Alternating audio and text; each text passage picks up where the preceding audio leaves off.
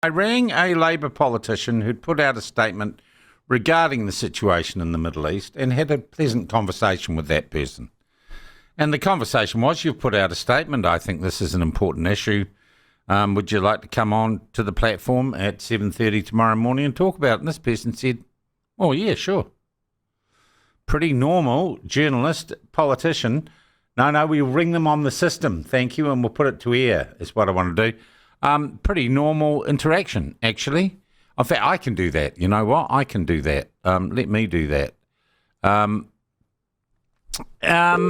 this person was meant to liaise with Isabella, and very rudely, and I know this isn't a rude man,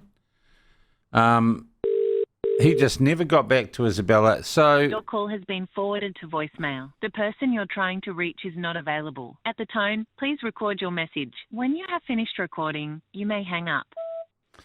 Dear Peeni, Henare, it's Sean Plunket calling. We had such a nice chat yesterday about you coming on the platform this morning and explaining your party's position to our thousands and thousands of listeners.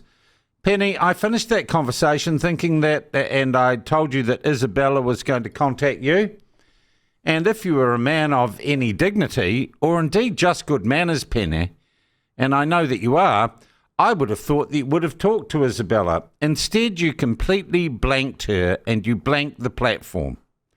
Now, if Chris Hipkins, your colonial master, told you that you weren't allowed to talk to the platform, or there's some silly, childish cancel culture ban on Labor MPs talking to the platform, why didn't you have the courage to tell me that?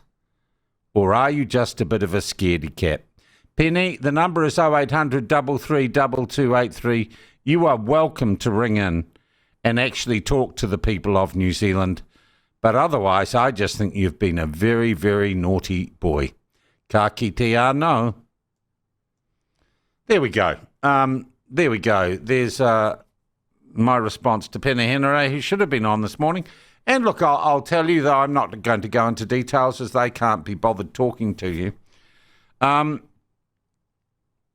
Labor basically, and this is interesting, it's one of the reasons I want to do the interview, Labor have basically got exactly the same position as Luxon on this conflict, which I think tells us more about the National Party and Luxon than it does about Labor.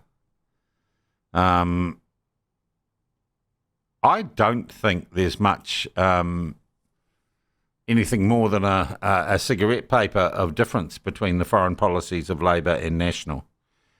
Oh, and Winston, I just don't know that he cares that much. So Peeni Henare, I think that's just downright rude as a human being.